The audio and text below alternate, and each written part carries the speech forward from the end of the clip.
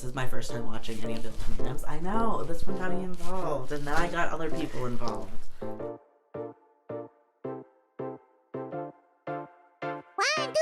Desperation. But it's very apparent later, like, that Vanessa only sees, like, lesbian sex as oral, because when she, like, corners Xander later and is like, with your mouths. The way she instigates Xander on if she had sex with her child marriage too, and then was like, that's not fair because I spoke out about mine. I'm like, you spoke out about it because your partner outed it. Yeah. But yeah, I mean, that's like the last couple we have to talk about for their child. Xander and Yoli. What are... I thought they were cute together. My red flag in Yoli for first start was how she said, oh, like, Xander is like into, like, was it massage therapist, I think? Yes. And so it's just like when she like touches me and massages me, it's nice and it's intimate, but like I don't even let like Mal touch me. We barely got her to like touch my shoulder, and I was like, what? That's concerning. I know, like, this was kind of the point of the show, was that like you might end up falling in love with someone who like meshes better with you. She's indecisive. Yeah, she's super, but like you felt like being like, I'm so in love with you too quickly was such... I don't even like Vanessa, but I felt like for both of them, like, that was such a fuck you to both of their exes. Of being like, you're the perfect person for me. I don't want to go back to my main marriage. Yeah. I want to stay in this trial marriage. And I didn't realize they had their phones this whole time, because from what I understood with the other ultimatums, they don't have their phones anymore. Oh, interesting. So at the end, of course, it gets revealed that there's text messages or DMs exchanged, and Yoli is not being honest with Mal, and Mal calls that out. So I was just like, that's interesting, considering like they just showed only clips of like Yoli being head over heels for Xander all the time. It looks at a face value like you want to cheer for them. Like you're like, if anyone, I want them to walk away. It's that so romantic. The prize couple. Yeah. And then like as like even in the reunion, Mal makes a statement about like going back and seeing it and like seeing how long like they were holding hands and talking about still being in love. Rather than like there's all these things that if you look at it from a different lens, it's like, wow, that's actually major red flags. And not a healthy relationship, because it's all based on lies and manipulation. It proved Mal's statement of that Yoli falls for anyone, falls hard. Mm-hmm. And I was like, that's very true. She fell very hard for Xander. I thought it was actually legitimate and like maybe it was only Xander and that's it. But then it got revealed later she was like still wanting Mal, but then wanting Xander and not knowing which way to go. Or she's like, do I choose myself? And I just come out of it single. Yeah. I was just like, I gotta say, like, a spoiler alert reunion, I cracked up when she's like, I looked like an ad for polyamory, because how many times in my notes did I said, you know what would resolve all of this? Polyamory. Vanessa, I feel like she joked about that in the beginning when they're trying to like discuss their dates, and everyone's like, we'll choose Mal, like all three of us get married, and Tiff's like, I'm a little awkward. Well, I think Vanessa just says because Vanessa's a hoe, because even Vanessa like about Lexi and Ray was like, why don't we just have a threesome? Yeah. Her comments, she admits that she did not time them well, but every time she made one I was just like, girl, new note. Yeah, but I love that they bring in family members or close friends that matter. Yes. I think that's really cool, because that showed a lot. Like, we only see, with editing and stuff, certain aspects of these people, but then, like, who was it? Oh, Tiff's friend. Tiff's friend. We stand Tiff's friend. Like, I love her. Like, I was like, bruh, if even your best friend hates your girlfriend, that's a hard red flag. Like, I want a petition that Tiff's friend should have been the host, because amazing. And it's true. She was like, Mildred knows what she wants, and that's not bad, but I just don't think it aligns with Tiff. And I was like, yeah, it don't. Mm-hmm. Tell Tiff. I loved Lexi's parents being involved. They were so nice. I love and them. Real. And Dad had the prettiest eyes. We're sitting here like, you've wanted us to accept Ray this whole time as your person, and now you're like kind of telling us like about Mal and that this could be like your person, and you have this like, they're like, why are you on this show? This is weird. Thank you parents, for having logical that sense. was like the most real conversations. They were like, why are you here? You're this old, and like you wanted us to like this person, and now there's this person. Is there gonna be a third person eventually? Right. I'm just like, I also stand Ozzy's brother. I love Ozzy's brother. We love it because Ozzy's brother brought in the backstory. Like before that meeting, I didn't even know like how strict Ozzy could have been raised as. Like, I was just going from the assumption because there's that normal base standard for Asian families. But then they met up with her brother, and he's like, oh yeah, like we're strict, very like conservative, Catholic. And I was like, oh snap, that adds so much context. And then Sam goes, well, my family's the opposite. And I'm like, maybe that's why you guys don't understand. Like, I feel like you don't understand why Ozzy isn't out yet, because you didn't grow up in that. Right.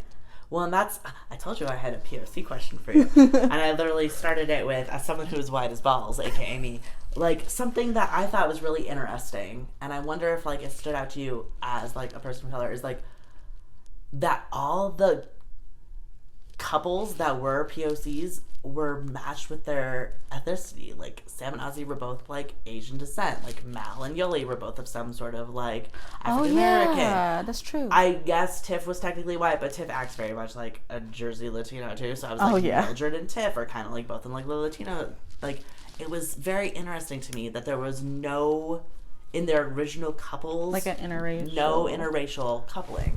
Yeah. That happens so much. See. Yeah, like, I feel like it's the safest route as someone who, of course, I started only dating Asian guys. Mm-hmm. Now I was like, he is not Asian. My partner is not Asian. He's not Asian.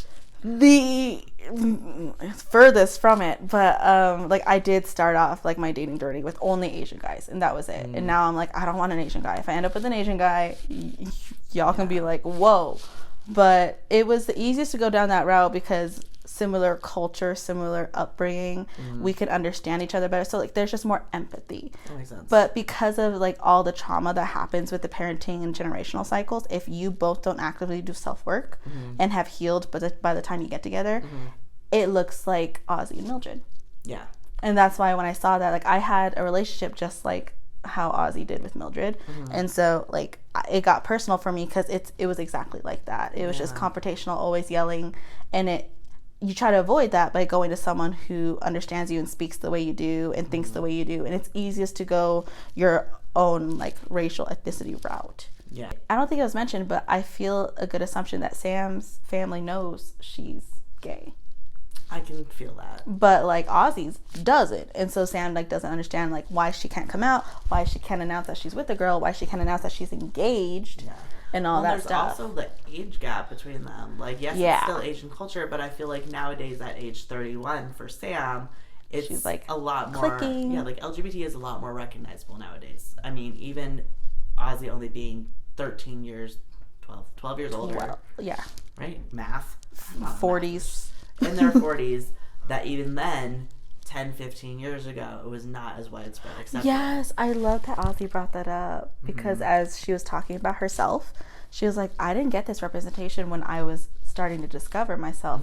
There weren't a lot of Asians who were gay. There weren't a lot of people who were outwardly gay. So that's probably why Ozzy's still so scared about bringing it up. Right. Absolutely. And even though she has a good group of friends and she has her brother, it's still something she has to come to terms with. And the ultimatum, in a way, felt like Sam was trying to push her out of the closet. Oh, 100%. 100%. Like, not even push, shove. Like, yeah.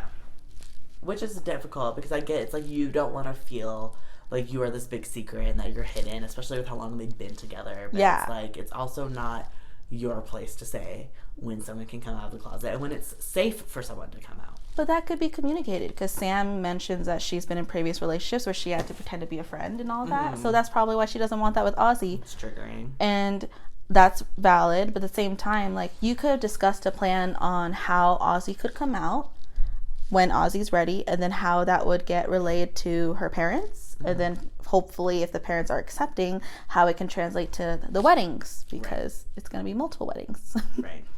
Okay, so now we're basically, that was a little bit of, like, them out of the trial marriage into their original marriage. Was there any notes or, like, concerning points from when they went back to the original couples for a few weeks?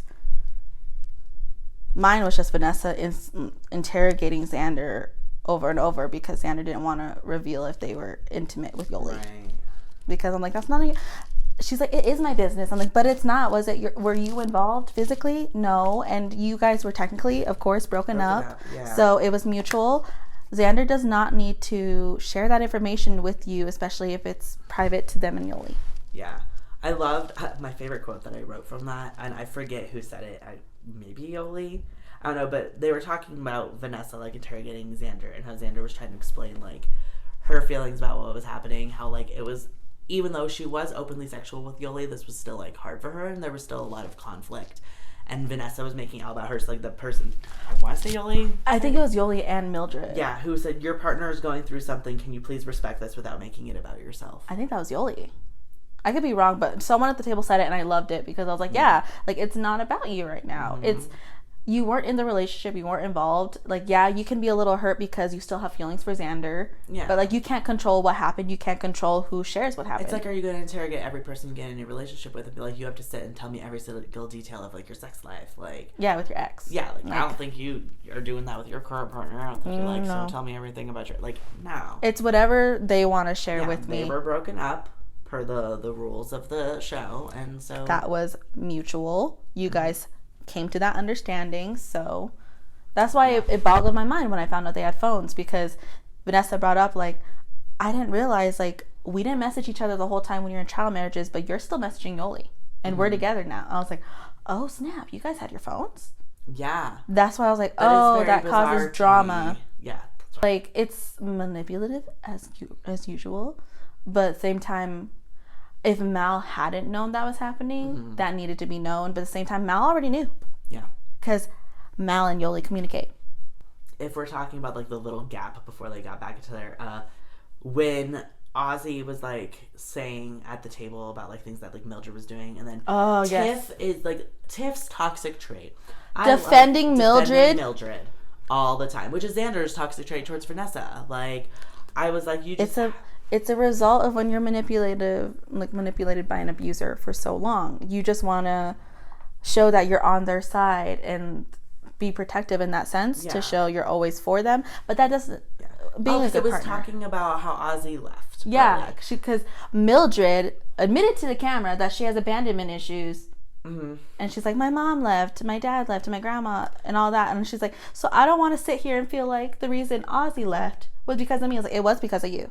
Maybe you're the comments. But your parents, like your family and all those members leaving you, most likely weren't your fault. But you cannot project that into every relationship and say it's not my fault. It's not my fault. I thought it was really disgusting. And Tiff is my favorite character. I thought it was really gross that Tiff was so defending her, because it's like, Ozzy did the right thing. If you are in a toxic relationship, get out. Yeah, Ozzy chose herself. That was beautiful, like, role modeling for people out there that are watching the show. Like, you don't just stay and try to work it out, especially because you're in a situation where you're forced to be for 21 days. Like, and it upset me when they kept making Ozzy, like, the bad guy for that. And then when they got back with Sam tried to bring it up and be like, is that something that came across with Mildred? Because Sam was projecting, like, how Tiff does.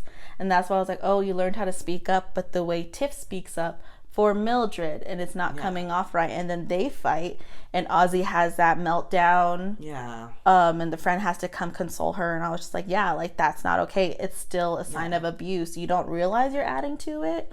I feel like by the reunion, Sam recognized it through her actions. 100%. But at that point in time, it was so upsetting, and I felt for Ozzy so hard. And I was incredibly proud of Ozzy for leaving, and I'm mad that people acted like you messed up Mildred's experience of how this is supposed to go because you left. I don't know what it was. If it was production or something, even with the host, like, why was everyone defending Mildred?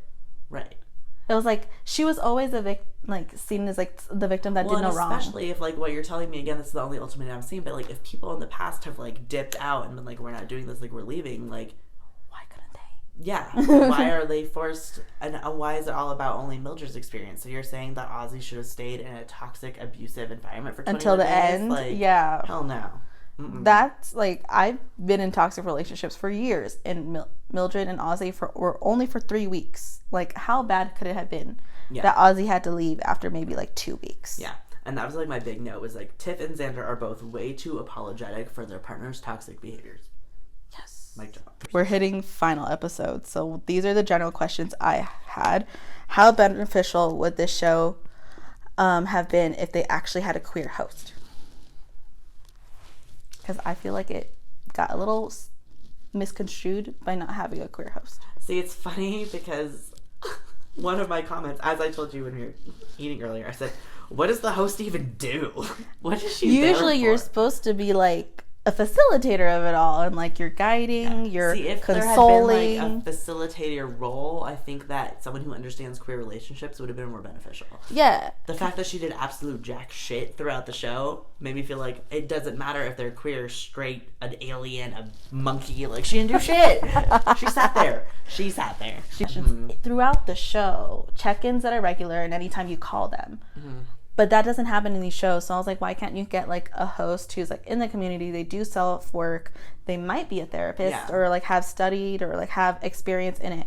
Why aren't they the hosts? Right. But they don't do it. Yeah. Well, because I was going to say even someone more like extrovert, but that's not the word I'm looking for. But someone who can facilitate and can control a room. Because again, there were too many times that I feel like the host should have stepped in and shut it down or been like, this is counterproductive. Reunion episode. Okay, how beneficial would it have been to know sexualities if they were comfortable with sharing it, and pronouns? Because I felt like I was mispronouncing the whole time. Well, yeah, even several times in this thing I've called Xander he, even though not once Xander has referred to herself as a he. Like, you can hear me say she, because I'm not sure. I feel like this is where I struggle. Because I feel, when you said, I want you to be a part of the show, it's about queer love, I was like, yeah. I turned on the show and I was like, there are no men in this. Where are my gays? This is all lesbians. But then I was like, this makes sense though, because how are they going to partner and like trial marriage if like one person isn't into men or whatever? So like, to me, it seemed very obviously clear that these are all women who love women. At least. Right? Because otherwise it would have become like kind of convoluted. But then we have things like Ozzy, who refers to herself as she, but has also made commentary that seem like she is trying to explore maybe fluidity or whatever it may be. And would that have made a difference? Because example, if someone, so we got like Vanessa, who is pansexual. So like she wouldn't care how Ozzy identified. But if someone like strictly identifies I am a pure lesbian, and then Ozzy is here saying, well, I don't really know if I identify as a female, then that relationship would have been a little different. It would have discredited Ozzy's gender identity, because it would have been like, you're a lesbian, but Ozzy's not a woman. That makes sense. Okay. Because I questioned that too when I first turned it on. I thought it was going to be a little bit more, and I noticed it was all women. I was Where like, are wait. my gays? Yeah, I was like... Not that the girls aren't gays, but like... I was legitimately concerned that it was all women and they were just all lesbians. And I was like, that's not just... you could have just put like lesbian edition, not queer edition. Right. So I was concerned. But then like the only one mention I got about sexuality was Vanessa saying pansexual and then mentioning ace. So I was like, okay, maybe like it's still queer. Like argue that Xander is potentially bi because they met through each other's boyfriends. Yeah, it's a blur. Yeah, but I think that like, would it have helped or harmed the show? Not necessarily, because I feel like it was set up in a way that they had to have all been at least comfortable with dating these different identities, or else they wouldn't have been in the show in the first place. As someone who struggles still with getting pronouns correctly, I just wanted to make sure I was using correct pronouns, and I was like, if you're non-binary, you can put like she, they, them. I feel like so you're gonna throw like me into the show, for example, like people like can outwardly like, because if we're going with my like, I have a Xander presentation or a Tiff presentation, which is probably why I accidentally always call. But Xander is kind of a pretty masculine name. At least Tiff, I'm like, Tiff, you a girl, but Tiff. But like, you throw me into the show, someone who like outwardly like people could think like, oh, you're just very butch or a lesbian, but I'm actually a trans male. I wouldn't belong on the show because they're all lesbians. So then I would feel like you aren't actually seeing me as a man because of my parts. I see. So I would be interested to know their vetting process. Maybe, yeah. Like, they didn't really reveal, like, how they, created and what the mindset was behind it. Maybe they will later, but, like, they didn't explain, like, why they went the route they did. So we just have to assume and, like, go through Where's my Queer 2.0 where it's all people that are penis owners? Oh, my God. That'd be actually really interesting, though. Like, I have the video. I might play it when we start talking about it, but I was very concerned about Xander going back to Vanessa. Especially with how, like, she was defending her so much. So I was just like, please, don't. I kind of confused me. Did Xander end up leaving Vanessa, or did Vanessa leave Xander? Because I see it as Xander left Vanessa. She stated the breakup words. That's fair. Because I guess Vanessa's very loud. So like the way when I was watching it, then Vanessa's response to it very much sounded like she was trying I'm breaking up with you. I think because for some way, somehow, and it flipped a switch, and Vanessa wanted to get married, and she saw and finally heard the words that Xander didn't want it anymore. She was like, okay, well, I'm gonna flip it back. I don't want to be with you. I'm ending this. It's mutual. Or like, I'm doing this. And I'm like, no, you're not. Xander literally just said it first. Yeah. So it confused the heck out of me. But man, did I feel just awful for Xander. But... Well, at the reunion, Vanessa's like, I thought we were going to talk after it and like maybe like rekindle. I was like, no, Xander said very much that she was done. So. But I could also see a potential rekindle because when Xander left Vanessa, she then said, now I get to go talk to Yoli, and was telling Yoli, you're my person. And Yoli's like, joke's on you. I already said yes to Mal. So maybe they could rekindle because Xander had this thought in her mind that she was going to go and choose be Yoli. That was my concern too, because I was really, really confused when Yoli and Mal had their decision day scene, and Yoli straight out says like, I'm in love with someone else. I hated that her first quote when Mal finally proposed was, what took you so long? Yeah. Like, I was like... And, like, why was it? She's like, you were pushed against, like, a wall. You saw me about to leave with someone else. Like, what was it? And I was like, well, it's the time to ask. Yeah, it was very, very bizarre. I did not expect Tiff and Mildred to get back together. Oh, my God. I had to replay that scene, like, 3 times. I think that's when I messaged you and I said I screamed. I was so mad. I almost threw my laptop. I think I screamed and the boys came out and they're like, what's wrong? Because I was glad that finally, like, in, like, the final scenes that we see before the decision, that they are starting to communicate more. That it's like... it looks good. Yeah, like, Mildred was saying, we both walk away a lot. We don't talk these out. We storm off. Like, I was like, okay, I could see it not enough to propose, but I could see them fixing and having healthy... Clearly not. They kept acknowledging their faults too over and over, and yet like they admitted to Tiff's friend that they had a couples therapist and got fired from them. Oh yeah, and I was like, the red flags are growing. It takes so much for a therapist to fire a client. I was like, because there are clients that I want to fire. I didn't even know therapists could fire clients. You can. Like, you can say, like, I'm sorry, like, I just don't feel like we are a good fit, or that I'm providing for you what you need, and you need to find someone like this. It was, like, to such an extent of an extreme that they just couldn't work with me anymore. Mm-hmm. I wouldn't be like, well, nothing's wrong with me. I'd be like, what the is wrong with me? Right. And Tiff's just like, nothing's wrong with me. And I was like, Tiff, stop. Don't bash on my favorite character. But Tiff was only saying that like a parrot because Mildred was saying it. Mm-hmm. I love Tiff 100 times more in the reunion because you could tell that Tiff finally, like, got their backbone and is not just a shadow of Mildred. But that's a... Reunion is last. I was very concerned when Lexi and Ray came up on decision day because both of them proposed, technically. Mm-hmm. And Ray still spoke in a way where she was still indecisive and unsure, but still got down on a knee. And got down on her knee first before Lexi, which surprised me. And I did find that odd, too. Again, not knowing how the ultimatum works, because they have to go in mind, who am I going to propose to? They were the only couple that both proposed to one another. Yeah. That was odd.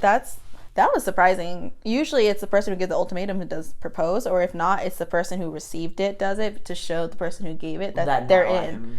Yeah. So when I saw that, I was like, I was like, Ray still sounds unsure. So what's this gonna be? And then Lexi's like, now me. And I was like, what? Mm-hmm. But it was very questionable. Like, I still felt unsure about them. Yeah. That was exactly. But yeah, I think the biggest shock to me was Tiff and Mildred actually proposing. No one else caught me off guard necessarily. I was so ready to watch like Tiff be like, no. I was like, I've never seen the ultimatum end in that way. Tiff knows that she deserves better. There were many scenes where she said, you do not treat me with respect, and this is not okay. Yeah. I didn't write it. You're going off on Ozzy for leaving during the trial marriage. I mean, come on. Tiff, like, trying to explain about how Mildred shouldn't cut people off when they're talking and how it's disrespectful. And she's like, well, I'm a Latina. We talk like that. And I'm like, I've said that before where I'm like, in Asian households, we do talk over each other. And that's just because we all have ADHD and we don't get diagnosed. So we don't realize we're talking over each other. Say the quote. It's my favorite quote. What is it? I don't even have it written down. The one that was like, being respectful, like, doesn't have to do with your race. Have to do with race. And I was like... That was when, like, that was another green flag for Tiff, for sure. I was like, there's hope for Tiff when I heard that. Because I was like, yeah, just because you're Latina doesn't mean you get to excuse any disrespectful thing you do in a conversation by cutting someone off. In this instance, we may be cutting each other off because we're building on each other. But you're just cutting someone off flat. Be like, no, listen to me. You're cutting someone off because you want to be the one that's hurt. Yeah. Not to have a conversation. It's to talk at, not talk with. And that's another thing to address in therapy, though, because how do you not know the difference when you're talking at and talking to someone? And how can you not see how it affects someone else? And when several people, including Tiff, are telling you over and over, you're doing it, and you don't see what's wrong with it. Right. How? Why? Like, even I noticed it when I was talking over people. I was like, am I doing it because I want to be disrespectful? Am I doing it because I don't realize I am? Because I do that thing where once it's in my brain, if I don't say it all at once, I'm going to lose my train of thought. And it ends up being me cutting people off so I can finish my statement. And it comes off as rude. Yeah. And I'm like, sorry, that's my brain. But I've worked on it. I've worked really hard on it. Do you want to hear a great word of wisdom that has nothing to do with the show? Therapy word of wisdom. Quoting the fantastic Dr. Phil. Oh, no. It has some very good points sometimes. But if you're talking over someone, it means that you were genuinely not listening to what they had to say. It means that you were formulating what you wanted to say instead of listening to them. I feel like Mildred did that a lot. Yeah. So it's better to sit and have someone have the conversation so that you can then think about the words, pause, process it, and then speak. And you can see she never really had a moment of pause to process. Never. She was just like, but this. And I'm like... Never. I feel like, I don't know, like, she doesn't go into, like, who raised her. She talks a little bit in that moment after Ozzy leaves, like, who's abandoned her. But she doesn't talk about who raised her. And I'm just really curious who did, because maybe they're very argumentative to each other, and that's why she never felt heard, and she just does that as an adult. But, like, those backstories aren't mentioned, and Mildred didn't have the scene where she got to bring friends or family, did she? I saw Ozzy and her friends when they're in the child marriage, and then Ozzy's brother. Yeah. So we don't get background on Mildred at all. Like from what we see, I still don't like her, but she didn't get a background, so I don't even know where to look at where she's coming from trauma wise. Right. Which is hard. Like, we got Tiff. Yeah. Which Tiff's friend put it straight out flat, like, you need to leave. But Mildred didn't get that, and I guess it's because Mildred's the issuer. But I feel like that's not fair. Like, but Lexi was an issue where she did it. So it might have just been family who agreed to come. Maybe Mildred doesn't have anyone that likes her, so they didn't come to the show. I'm trying to be optimistic. Behavior, and there's the fact that she did not want to make any behavioral change. Yeah. What's another? The last couple we haven't talked about was Sam and Ozzy's proposal, correct? Or was there another? Yes, I literally wrote, oh my god, where did it go? The penguin quote. Well, first I said, oh gosh, Ozzy's speech about penguins is so durable. But then I said, I don't know if I'm ready for marriage yet, so here's a shiny rock. The pause was so palpable. I was sitting there and I'm like, is my internet frozen? Like, is it going? I literally thought she was just going to get her the rock. And so did Sam, because she's like, did you? She was just like, first she was like, oh, how nice. And then she was like, is this it? And then she got like her confrontation that she learned from her. She's like, if this is it, I'm about to pop off. And I'm like watching it escalate, and then Ozzy's like, and for the other one, and then she like takes it out, and the whole thing gets revealed, and we're like, phew. And Tiff caught me so off guard. Sam was just like, oh, thank God.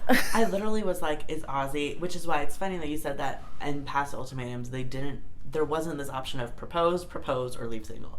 So I first was like, is Ozzy just breaking the rules? Is Ozzy saying, like, I still want to be with Sam, but I am still not gonna propose? Yeah, and like Sam. So here's a rock. Sam said flat out though, like, if it wasn't a proposal, I wasn't gonna stay with you. So I was like, what are you doing, Ozzy? It's not a rock. Oh wait, no, it's not. It's a rock. Well, like, it just reminded me of the Christmas, like, an avocado. Thanks. She's like explaining like what type of rock it was and what it means, and Sam's over here like, well, like, is this rock gonna be like molded into like my diamond? Like, what? Like, one of the quotes that I wrote down for Yolilo. when Yoli told Xander, I feel like picking myself would be picking you.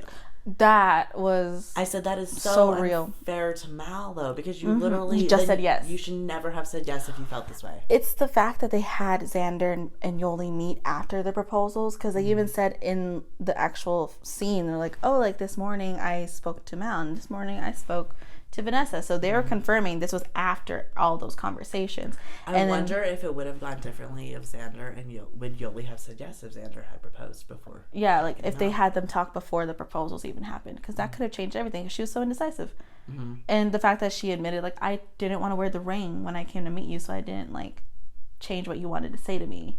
Which is also, in my opinion, very manipulative. I was like, that was a little manipulative. Like, Yoli's colors started to show a little. It was, I want you to tell me how much you love me and how you want to marry me, but just kidding. Because the dinner party, like, holding hands, like, I need to talk to, like, Mildred and Xander, and I like, you can't be here, Mal. And she's like, okay, like, is it because, like, it's something that's gonna upset me, or, like, something that doesn't concern me? Like, Mal was being very communicative, and Yoli's just like, no, this, and this. And it keeps showing the pan of, like, the table and them talking, and they have the little part where she's like, can they see me? Can they see you? Can they see me? Can they see you? I'm like, what are you trying to hide? Yeah.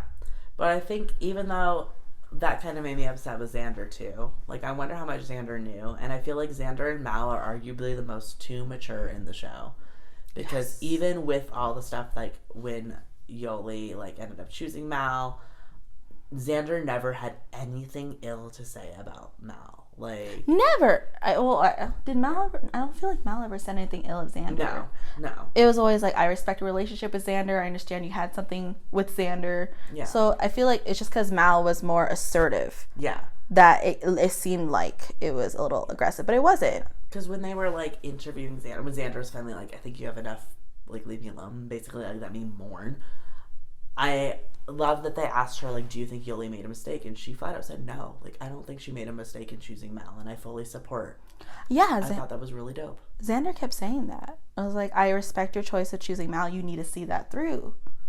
So, like, Xander understood. Even through her own heartbreak, she was like... She's like, see it out with Mal. If it works with Mal, congratulations. If it doesn't, and, like, somehow our paths come back together, maybe. And that's why I was like, oh, wow, how can you do that? Especially, like, when we see their whole, like, relationship journey, I was like, I could never. That's painful. We stand Xander. Xander and Tiff are my favorite characters from episode 1.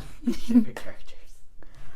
That was a lot to go over. Yes. We're going to do a reunion episode separate. It's going to be its whole own thing, because this was a lot. Oh my gosh. Well, I mean, it was 9 episodes of content. What are your opinions about the show? What are your thoughts based on what we've discussed? Is there any other questions you have based on what we discussed and or asked each other? Everything's free to comment below. We will respond in our time in the best way possible, but tune in, because we're going to discuss the reunion.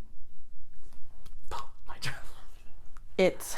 I wasn't prepared for the reunion, so prepare for the reunion. If you haven't seen it, go watch it and then come back and watch how we feel about the reunion. Bye, guys. I like that. This is why I wanted you on here. You articulate the words that are in my brain that I can't speak. Yeah. 1, 2, 3, 4.